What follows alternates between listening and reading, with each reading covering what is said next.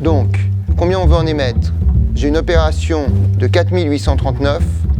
D'accord. Donc je m'appelle Olivier Lévin, je suis responsable à l'ISC du MBA Finance Ingénierie Financière, dont j'ai moi-même défini le programme en liaison avec mon activité principale qui s'exerce dans une banque d'affaires qui s'appelle Calion, où je fais du conseil en fusion et acquisition et où je suis directeur. Les objectifs du MBA sont de former nos étudiants à la fois à la finance d'entreprise, à la finance de marché et à l'ingénierie financière. En finance d'entreprise, ce que l'on aborde, c'est l'analyse financière selon les normes IFRS, la gestion de trésorerie, l'évaluation et la politique financière des entreprises.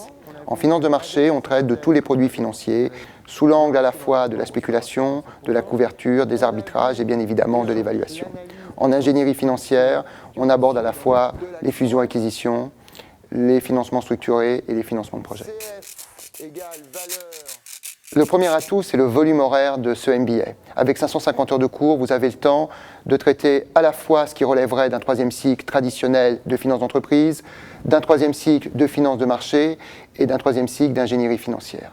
Le deuxième atout, c'est le voyage à Londres, à la City, qui est organisé au mois de février, ce qui permet à nos étudiants de nouer des contacts avec des professionnels en activité dans des banques de financement et d'investissement. On fait donc, comme vous l'avez déjà... Traditionnellement, la majorité de nos participants viennent de l'université, où ils ont reçu une formation extrêmement technique, extrêmement solide en économie et en finance, et ils veulent passer au concret, ce qui est l'objet de notre formation. On a également un certain nombre d'étudiants qui viennent d'écoles de commerce pour approfondir leur formation en finance. Et puis, on a également de l'ordre de 10% d'ingénieurs.